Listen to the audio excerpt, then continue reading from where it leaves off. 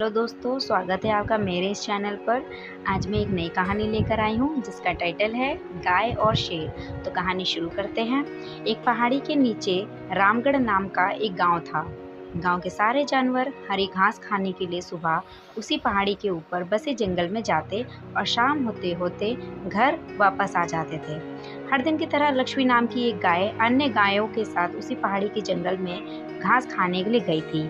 वह हरी घास खाने में इतनी ज़्यादा प्रसन्न थी कि वह कब एक शेर की गुफा के पास पहुंच गई उसे पता भी नहीं चला। शेर अपनी गुफा में सो रहा था और वह पिछले 2 दिनों से भूखा भी था। जैसे ही लक्ष्मी शेर की गुफा के पास पहुंची, गाय की खुशबू शेर की नींद खुल गई। वह शेर धीरे धीरे गुफा से बाहर आया और गुफा के बाहर गाय देखकर खुश हो गया। शेर ने मन ही मन सोचा कि आज उसकी 2 दिनों की भूख मिट जाएगी। वह इस तंदुरुस्त गाय का ताज़ा मांस खाएगा और यह सोचकर उसने एक तेज दहाड़ लगाई।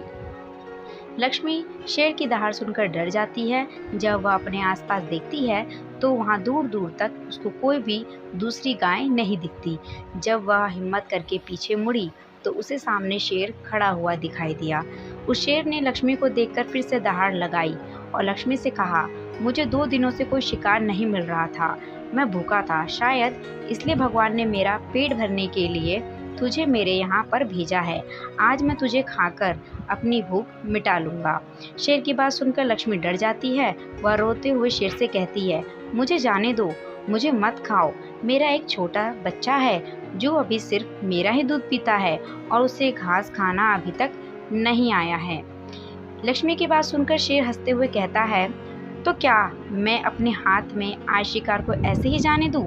मैं तो आज तुझे खाकर अपनी 2 दिनों की भूख मिटाऊंगा।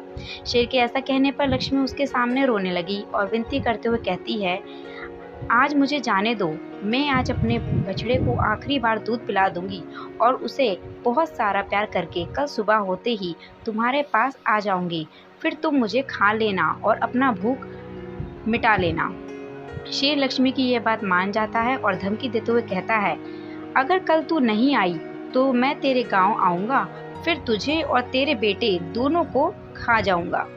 लक्ष्मी शेर की यह बात सुनकर खुश हो जाती है और शेर को अपना वचन देकर गांव वापस चली जाती है।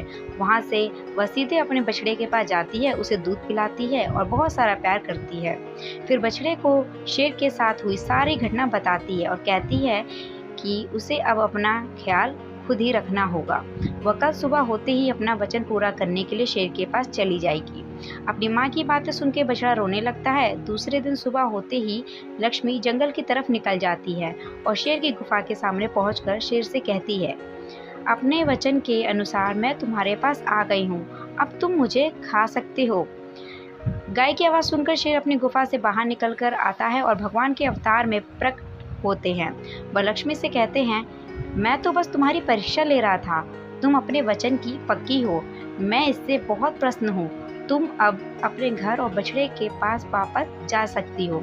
इसके बाद वे उस गाय को गौ माता होने का वरदान भी देते हैं और उसी दिन के बाद से सभी गाय को गौ माता कहना शुरू कर देते हैं। कहानी से हमें ये शिक्षा मिलती है, हमें जान की बाजी लगाते हुए भी अपने दिए हुए वचन को पूरा करना चाहिए।